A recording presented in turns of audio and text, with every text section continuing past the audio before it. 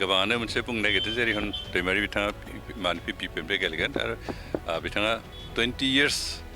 MLA जानायनि experience दं 10 years मन्त्रि जानायनि एक्सपिरियेन्स दं बेनिखायनो बिथाङानो देरहागोन नामा बेबायदि मोनसे खिन्थु 20 yearsआव बिथाङा मा कन्ट्रिबिउसन होदों रायजोफोरनि दिनै रायजोफोरा बेखौनो कुइसन होगासिनो दं आरो बेयावनो थिग मथ्रै जबाब होनो हायाखै खारन बिथाङा 20 years MLA हिसाबै जिखिनि मावनांगौ बेखौनो मावनो हायाखैमोन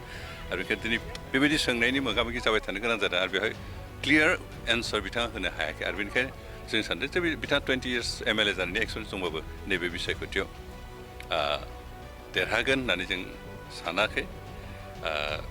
मानोना बिथाङा ग्रासरुट लेभेलजों जुदि 20 years MLA जानो ग्रासरुट लेभेलाव जिखिनि डेभेलपमेन्ट जानांगोन बेवहाय आखाइ होनो हायाखै भैरबकुन्द ब्लक कमिटिनि सिङाव थानाय बुथ कमिटिफोरनि मोनसे दिनै सन्मेलन जादोंमोन जों भैरबकुन्द ब्लक कमिटिनि सिङाव गासै 89 बुथ कमिटि दङ आरो बे बुथ कमिटिनि प्रेसिडेन्ट सेक्रेटारि आरो गुबुन गुबुन सोद्रोमाफोरखौ लाफानानै दिनै सन्मेलन खुंनाय जादोंमोन जों आसा खालामबाय 3000सो बारा नुजाफैगोन होननानै खिन्थु एसे खम जाबाय दा हयथ' नियारलि 2000सो 2000सो मानसि सफैबाय गोबाङानो हयथ' बोथोर गरमखायबो फैयाखैबो जानो हागौ आरो टाइमाबो एसे लरसो जाबाय ओरैनो मैयाहालागै 4टा होननानैसो मानो जाबा खिन्थु अकस्मातै टाइमखौ चेन्ज खालामनानै एडभान्स खालामना होनायाव बरानो सफैस्लाबाखिसै जियानो जाथों थेवबो 2000खौ एसे बारा गेदारिं जाबाय दिनै जिखिनि बाथ्राखौ लानानै जों बुथ कमिटिनि सोद्रोमाफोरनि कनफारेन्सखौ खुंबाय बेयो फ्राय जाफुंदों जों बे बुथ कमिटि सोद्रोमाफ्रा माबोरै खामानि मावनांगौ बिथांमोना गावनि बुथनि सोमोन्दै डिटेल्स नलेज थानांगौ बेखिनिखौ एसे बुंफोरनाय जाबाय थांनाय सम बे बुथ कमिटि दानाया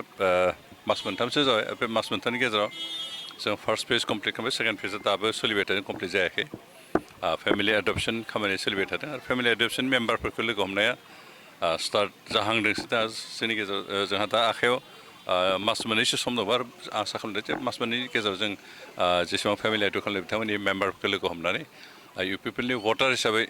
खामानि मावनो थाखाय बा भटार्सआव कनभार्ट खालामनो थाखाय जों खामानि मावगासिनो दं जों आसा खालामदों जोंनि 88 बुथ सेन्टारनि गासै 30 करि हिसाब खालामोबा जोंहा प्राय 3000निख्रुइ बांसिन सोद्रोमा दं आरो बे 3000 सोद्रोमाया सासे सोद्रोमाया 12 मानसिखौ इउपिपिएलनि भटार खालामनानै खामानि मावोबा बिदि भटार खालामनो थाखाय नोजोर होना खामानि मावोब्ला जोंहा प्राय 23,000 भट जों मोनगोन जों भट देरहानो थाखाय 23,000 भट नाङा जोंनो 18,000 बानो देरहानो हायो खिन्थु थेवबो जोंहा टारगेटआ जाबाय मिनिमाम 23,000 जों भट मागोन कालेक्सन खालामगोन आरो बिदिनो नैबे इलेक्सनखौ जों देरहानायनि सिमांखौ नुहुरदों अकल सिमांल'नो जों बेखौ मोगथाङाव महर मोननो थाखाय खामानि मावगासिनो दं आरो दिनै बे बुथ सन्मेलन बेयो बिनिनो मोनसे पार्ट दिनै जोंहा दुलाराय बिटिआर ओनसोलावनो थांनाय 2 अक्ट'निफ्रायनो बे बुथ सन्मेलन खुंबाय थानो जा आरो बिनि गेजेराव प्राय जोबफ्रामबाय जोंहा मोननैसोल' बुथ कनफारेन्स दंसै गाबोन जोबगोन बेनिखायनो जों आसा खालामदों जे 40 जिथु कनस्टिटुवेन्सि बे गासै 40 कनस्टिटुवेन्सियाव जों दासिमहालागै बेबायदि बुथ सन्मेलन खुंबाय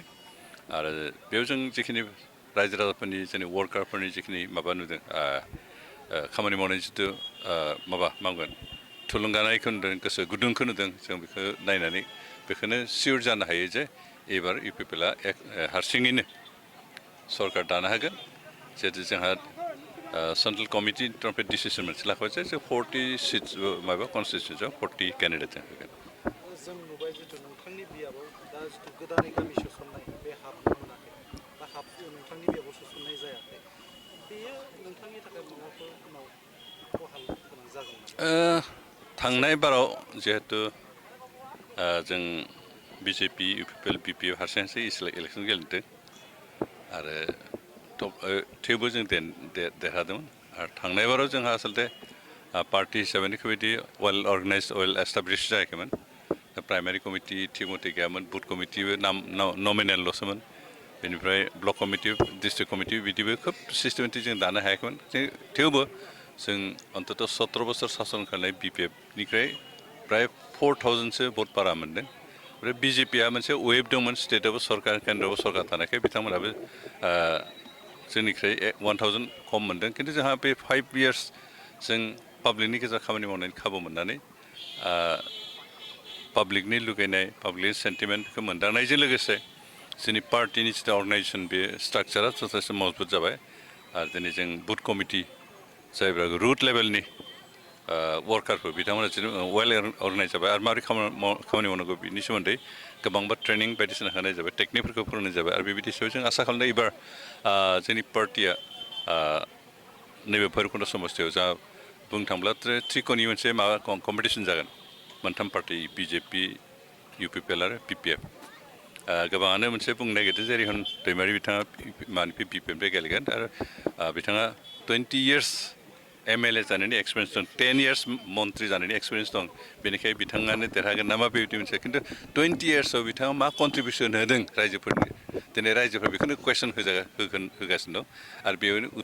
थिग मात्रै जबाब होनो हायाखै खारन बिथाङा 20 years MLA हिसाबै जिखिनि मावनांगौ बेखौनो मावनो हायाखैमोन आरो बेनिखायनो दिनै बेबायदि सोंनायनि मोगा मोगि जाबाय थानो गोनां जादों आरो बेवहाय क्लियार एन्सार बिथाङा होनो हायाखै आरो बेनिखायनो जों सानदों जे बिथाङा 20 years MLA जानायनि एक्सपिरियेन्स दंबाबो नैबे बिसायख'थियाव देरहागोन होननानै जों सानाखै मानोना बिथाङा ग्रासरुट लेभेलजों जुदि 20 years MLA जानो ग्रासरुट लेभेलाव जिखिनि डेभेलपमेन्ट जानांगोन बेवहाय आखाइ होनो हायाखै सार नोंथांनि फारसेनिफ्राय माबायदि सापर्ट आं दा जिखिनि माबाखौ नायदों प्रेक्टिकेल माबाखौ एकदम दुर टु दुर हाबनाय बिदि जाथ'वाखै दासिमहालागै जिखिनि अभारअल जिखिनि सिटुवेसन बेखौ नायोब्ला जों बे मोनथाम पार्टिनि गेजेराव टप पजिसनाव दं टिकेट मोनोबा नोंथाङा बाहागो लागोन टिकेटखौ सोरनो होयो बे पार्टिनि सायावसो पार्टि कामाननि सायाव बे हाइकामाना थोनोब्ला गेलेनांगौ गेलेगोन आरो पार्टि हाइकामाना नों जिरायदोलै होनना बुंब्ला जिरायगोन खुनु प्रब्लेम गैया थेंक इउ